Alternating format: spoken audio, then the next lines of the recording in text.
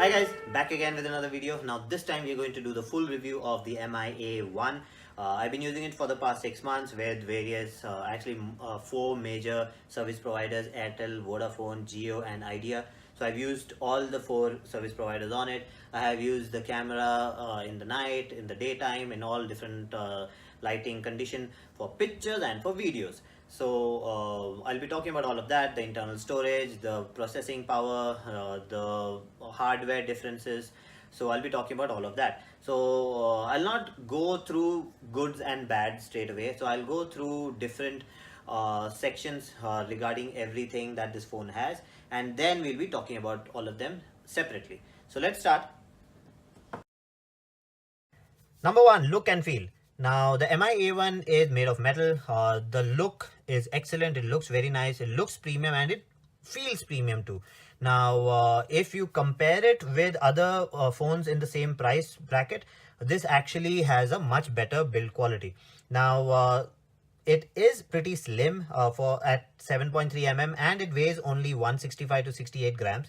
The only problem is this is quite slippery because it's metal, so it has a tendency of slipping out of your hand. So do use a cover. Now you do get a lot of different covers. Now I would recommend using one of the rubberized covers, which covers it completely from all the sides, because this is metal. If it falls down, that is going to leave a dent on it.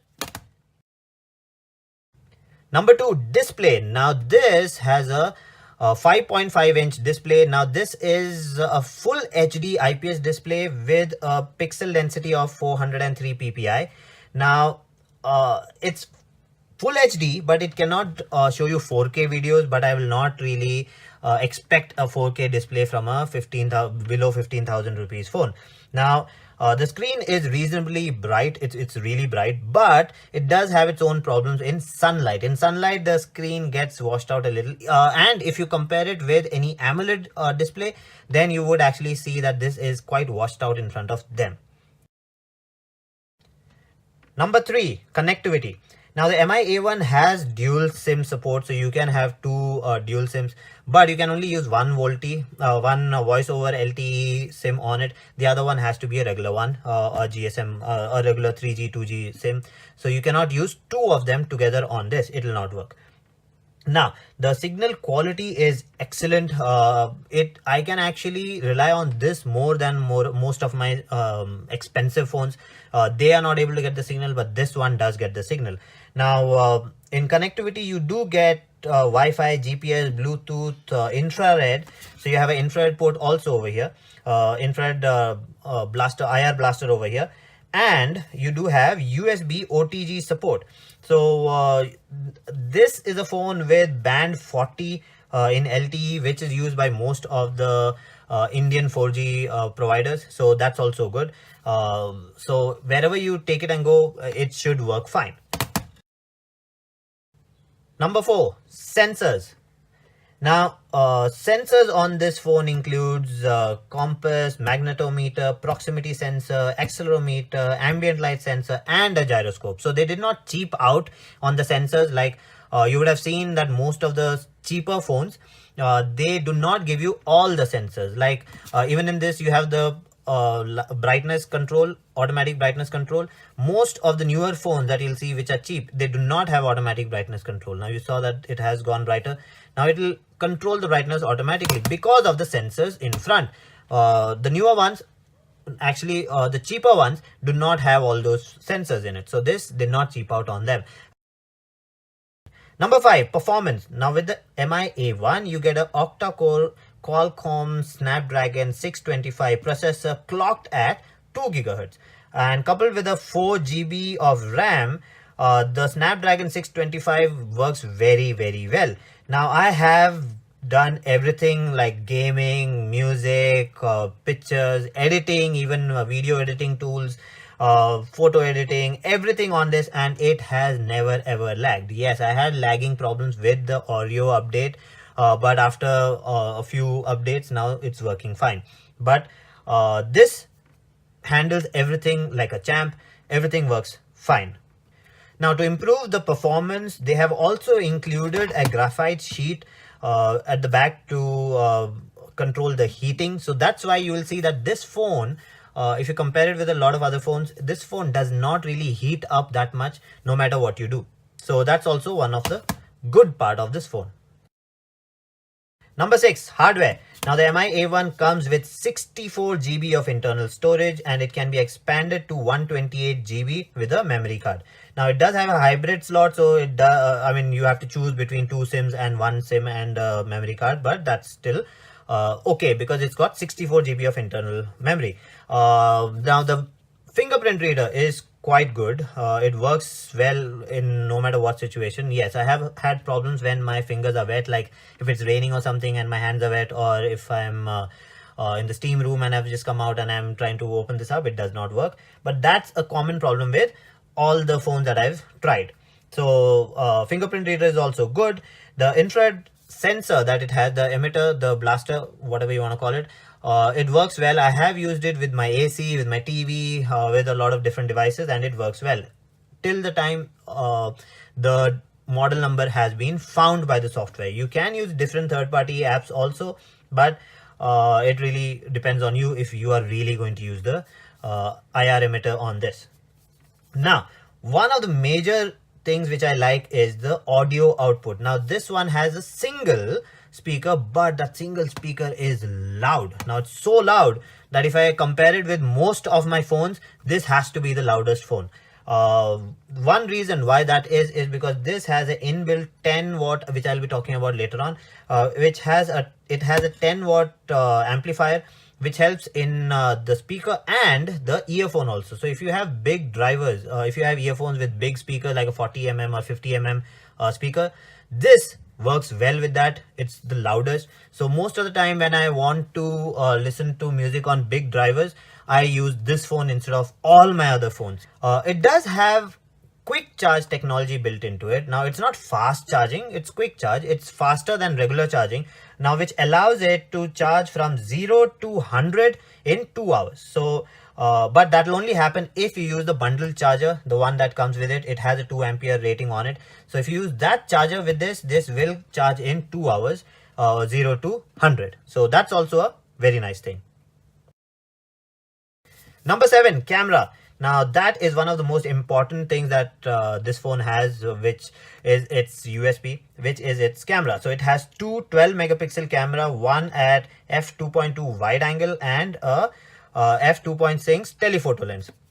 Now it does have a LED flash also, which is a true tone kind of LED, which has actually 2 different colors. So it's a dual flash. So that is also good. Now, one thing that this misses is optical image stabilization. It does not have optical image stabilization on it. With the newest update, it has electronic stabilization, but that does not work that great. Now this does do video recording at 4K video, 30 FPS, but I'll tell you now itself that the quality is not that great. So I do not use my MI A1 for video purpose at all. I do not make videos with it because low light is a big problem. So whether it's video, whether it's pictures, low light is not that great. But one good thing, good or bad, whatever you want to call it, is that this has forced bokeh mode. As in, I call it forced bokeh mode because if you use any other phone like an iPhone 10, OnePlus series like 5, 5T or 6, when you try to take a portrait picture, it will decide if you can take portrait picture or not. So it'll get green, it'll allow you, okay, it'll say go closer, go far, blah blah blah, and then you have to take a picture. This, once you put on the bokeh mode, then no matter what, whether you're far, whether you're close, it will take a picture. Later on, if the picture is not good, that's a different thing, but it will take a picture in bokeh mode, whether it's low light, whether it's high light, whatever, it will take a picture. So I like that feature because that allows me to experiment with the camera, which I cannot do with all my other expensive phones. So this gives me that feature. So that's why this is also one of my main phone which I use to take portrait pictures. Number 8, battery life. Now the battery life on the MI A1 is pretty good. It's 3080 mAh battery, so that runs for me for the entire day because the performance is very good. The OS on this, the Android OS on this, the Pure OS, helps in not using up too much of battery. And the phone itself doesn't heat up at all, or everything works so smooth. The 625 processor is excellent in managing the battery in comparison to a lot of other processors. So battery life is good. Number 9, software. Now the software on this is pure Android. So it's stock Android given by Google straight away. So everything is pure, no bloatware. You do get unlimited high quality storage for photos and videos on Google Photos, but not at original quality. So you'll have to cut down the quality on that. So software wise also excellent. So first good point, good camera. The 12 megapixel cameras actually work very nice. The 2x optical zoom actually is better than digital zoom. The 4K recording option has been given, even though that's not that great. It's good. Portrait mode, I really love the portrait mode on this. So camera wise, very nice. Number 2, the 10-watt amplifier. Now the 10-watt amplifier actually produce enough power to support heavy drivers on headphones, and it also gives good loud sound on the speaker.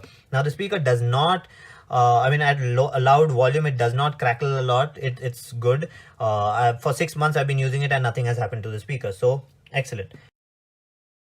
Number 3, USB Type-C charging and data port.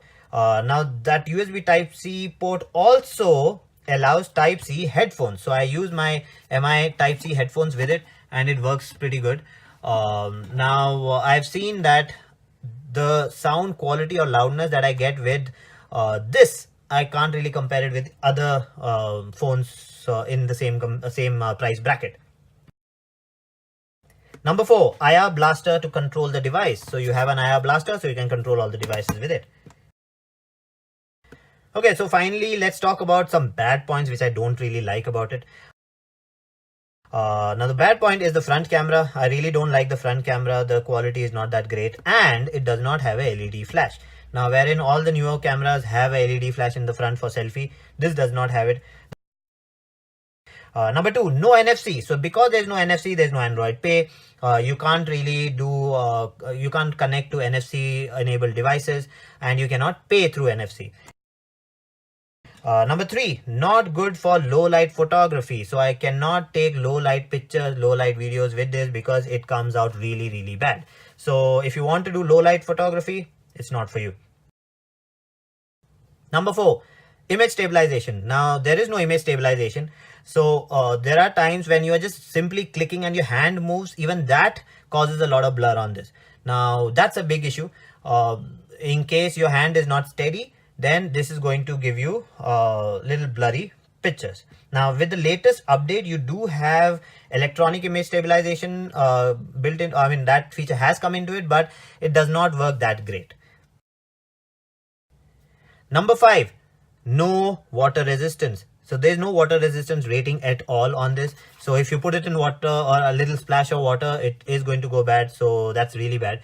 Now for me, most of my phones are water resistant, so I can take it and go out and do whatever. I'm not afraid of them going bad because I like to get wet in the rain and everywhere, and I really have to have a device which is carefree. I do not have to think about this twice. I do not have to carry a separate pouch for it.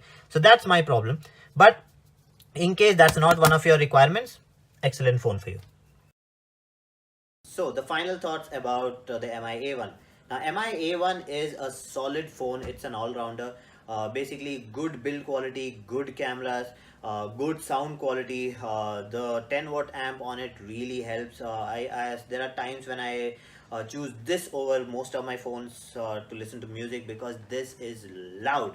Not only on the speaker, also on the earphone. So it's really loud. Now I have seen a lot of differences between the OS. Like if you have the 7 series OS or the 8 series OS, there is a little bit of sound difference. So that's something that a lot of people have been talking about. We'll be talking about that later on. But even in both the situations, the sound quality is very nice.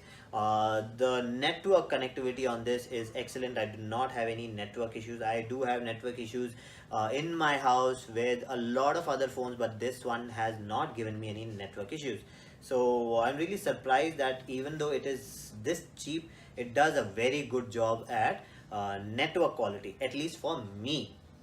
There are other people who will have different issues, but for me, I don't have that issue. So all in all, excellent phone. I would recommend this. I mean, if you want to look for a phone for a long time use, this is one of them. And because it's Android one, you would be getting the latest Google, latest OS, Android OS, and I can't really comment on the update that much because when I bought this phone, it was excellent. Then the Oreo update came in, and my phone had a lot of problems. So performance issues, sound issues, Type C earphone not working properly, mic not working properly. But now I'm making this video after 6 months because now those problems have been solved. Now my Type C earphones are working. All the problems have been solved. It works fast. No heating issues at all. Games are working fine. Music is working fine. Network issues are not there. Everything is fine. So that's why I'm making this video after 6 months when it is completely working fine. So that's it for this video. If you like the video, please subscribe, hit the like button and do comment, and I'll see you again with another video. Bye bye.